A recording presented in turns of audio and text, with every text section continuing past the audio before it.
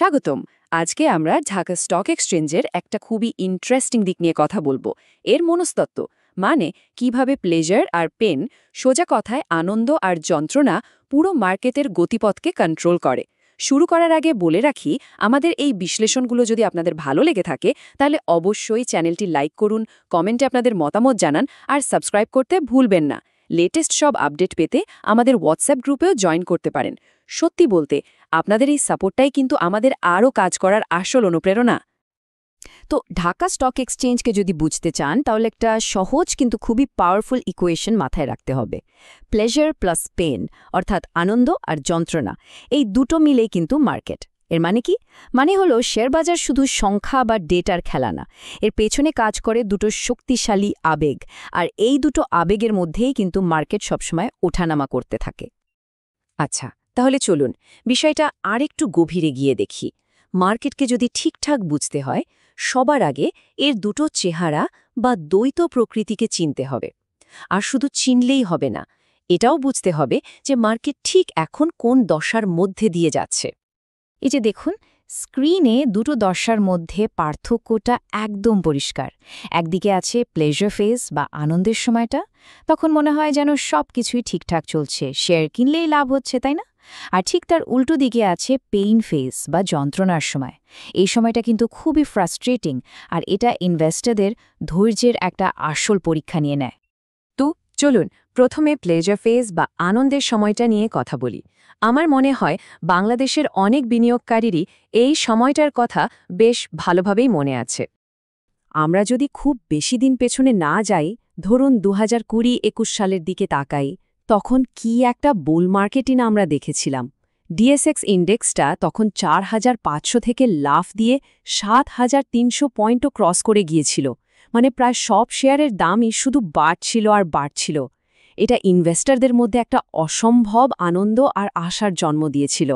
অনেকের পোর্টফোলিও তো দেখা গেছে রাতারাতি ডাবল বা 3 গুণও হয়ে গেছে। আর ঠিক এখানেই কিন্তু একটা সাইকোলজিক্যাল ট্র্যাপ বা ফাঁদ তৈরি হয়। দেখুন, যখন খুব সহজে তেমন কোনো কষ্ট ছাড়াই লাভ আসতে থাকে, তখন ইনভেস্টার্সরা ভাবতে শুরু করে যে এই অ্যামেজিং রিটার্নটাই বুঝি নর্মাল। তাদের এক্সপেকটেশন বা প্রত্যাশা তখন আকাশ ছুঁয়ে যায়। আর সত্যি বলতে এটা কিন্তু বেশ বিপজ্জনক একটা সিগন্যাল। কিন্তু একবার ভেবে দেখুন তো, একটা মার্কেট কি শুধু এই প্লেজার বা আনন্দের উপর ভর করেই সারা জীবন চলতে পারে? পারে না। এই যে এত উচ্ছ্বাস, এই অবস্থাটা তো ইনহেরেন্টলি আনস্টেবল, তাই না? কারণ আনন্দের এই পর্বটা কখনোই চিরস্থায়ী হয় না। এর পরে আসে পেইন ফেজ বা যন্ত্রণার সময়টা। আর এটাকে ভয় পেলে চলবে না, কারণ এটা মার্কেট সাইকেলের একটা খুবই জরুরি আর অবশ্যম্ভাবী অংশ। অনেকটা আমাদের জীবনের খারাপ সময়ের মতো, যেটা আসবেই। এখানে একটা খুব গুরুত্বপূর্ণ প্রিন্সিপাল বা নীতি কাজ করে, যেটাকে বলা হয় প্রপোর্শনালিটি প্রিন্সিপাল বা আনুপাতিকতার নীতি। সোজা কথায় এর মানে হলো, একটা লম্বা বুল রানের পর, ধরুন 2 বছরের একটা দারুণ সময়ের পর যে পেইন ফেজটা আসে, সেটা কিন্তু কয়েক মাসে শেষ হয়ে যায় না। মার্কেটকে তার ব্যালেন্স ফিরে পেতে সময় দিতে হয়।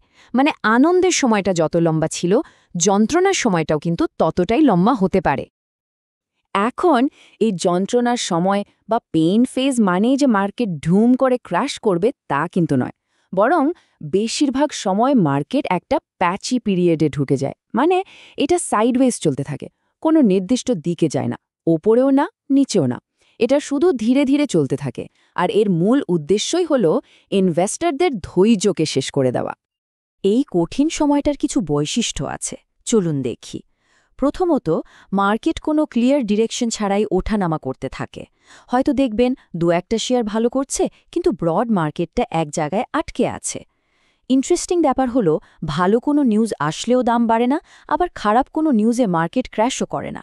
এর একটাই উদ্দেশ্য, ইনভেস্টরদের মধ্যে ফ্রাস্ট্রেশন তৈরি করা। ওকে, এখন আমরা মার্কেটের সবচেয়ে বড়, সবচেয়ে গুরুত্বপূর্ণ বিপদ সংকেতটা নিয়ে কথা বলবো। এটা বোঝা কিন্তু খুব জরুরি। শুনতে হয়তো একটু অদ্ভুত লাগবে, কিন্তু মার্কেটের সবচেয়ে বড় টুল বা হাতিয়ার হলো ভয়। হ্যাঁ, ভয়। যদিও ভয় জিনিসটা আমাদের অস্বস্তিতে ফেলে, কিন্তু এটাই মার্কেটকে ব্যালেন্সড রাখতে একটা বিরাট ভূমিকা পালন করে। এটা আসলে একটা হেলদি জিনিস। কারণ এই যে টাকা হারানোর ভয়, এটাই কিন্তু আমাদের সবার প্রত্যাশাকে বাস্তবতার মধ্যে ধরে রাখে। এই ভয়টাই সেই লাগামহীন উচ্ছ্বাসকে আটকে দেয়, যা থেকে মার্কেটে বড় বড় বাবল তৈরি হয় আর তারপর ধস নামে। স্ক্রিনের এই কথাটা একবার দেখুন।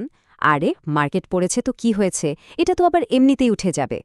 যখন ইনভেস্টরদের মন থেকে ভয় পুরোপুরি চলে যায়, ঠিক তখনই কিন্তু এই ধরনের একটা ভয়ঙ্কর অ্যাটিটিউড তৈরি হয়। আর এটাই হলো আসল সমস্যা। তাহলে সবচেয়ে জরুরি কথাটা কি দাঁড়ালো? যখন মার্কেটে আর কেউ ভয় পাচ্ছে না, সবাই চরম আত্মবিশ্বাসী, ঠিক সেই সময়টাতেই কিন্তু সবচেয়ে বেশি সতর্ক থাকতে হবে। সোজা কথায়, ভয়ে না থাকাটাই ভয়ের সবচেয়ে বড় কারণ। এটা একটা প্যারাডক্সের মতো শোনালেও এটাই মার্কেটের নিয়ম। তাহলে এই যে মার্কেটের প্লেজার আর পেইন সাইকেল, এই পুরো আলোচনা থেকে আমরা কি শিখলাম? মানে মার্কেটের এই ছন্দটাকে আমরা নিজেদের সুবিধার জন্য কিভাবে কাজে লাগাতে পারি? এর জন্য একটা সহজ 3 ধাপের ফ্রেমওয়ার্ক আছে। স্টেপ 1, সবার আগে বোঝার চেষ্টা করুন মার্কেট এখন কোন ফেজে আছে। আমরা কি এখন ব্যাপক আনন্দের সময় আছি, নাকি হতাশাজনক যন্ত্রণার সময়? স্টেপ 2, এটা মাথায় গেঁথে নিন যে অন্য ফেজটা আসবেই, কোনো কিছুই চিরদিন থাকে না। আর স্টেপ 3, ভয়কে একটা গাইড হিসেবে দেখুন। যখন দেখবেন মার্কেটে কারো কোনো ভয়ে নেই, তখন আপনি সতর্ক হন। আর যখন দেখবেন সবাই ভয়ে অস্থির, তখন হয়তো সুযোগ খোঁজার সেরা সময়। দেখুন, আসল লক্ষ্যও কিন্তু পেন বা যন্ত্রণা এড়িয়ে চলা নয়, বরং এর উদ্দেশ্যটা বোঝা। এটা সবসময় মনে রাখতে হবে যে মার্কেটে বড় লাভের সুযোগগুলো প্রায়ই চরম যন্ত্রণার সময় থেকেই তৈরি হয়। কাজেই শুধু প্লেজার ফেজটাতেই থাকতে চাইব, এটা একটা অসম্ভব চিন্তা। তো শেষ করার আগে একটা প্রশ্ন রেখে যাই সবার জন্য। আচ্ছা, এই মুহূর্তে বাজারে আপনারা কোন ফেজটা দেখতে পাচ্ছেন? প্লেজার নাকি পেইন? আর এটা ভবিষ্যতের জন্য কী ইঙ্গিত দিচ্ছে বলে মনে হয়? এই মডেলটা ব্যবহার করে একবার মার্কেটকে দেখার চেষ্টা করুন। আশা করি আজকের আলোচনাটা আপনাদের কাজে আসবে। আমাদের এই বিশ্লেষণ ভালো লাগলে অবশ্যই ভিডিওটি লাইক করবেন, কমেন্টে আপনাদের ভাবনাগুলো জানাবেন এবং চ্যানেলটি সাবস্ক্রাইব করবেন। আর লেটেস্ট আপডেটের জন্য আমাদের হোয়াটসঅ্যাপ গ্রুপে তো জয়েন করতেই পারেন। ধন্যবাদ।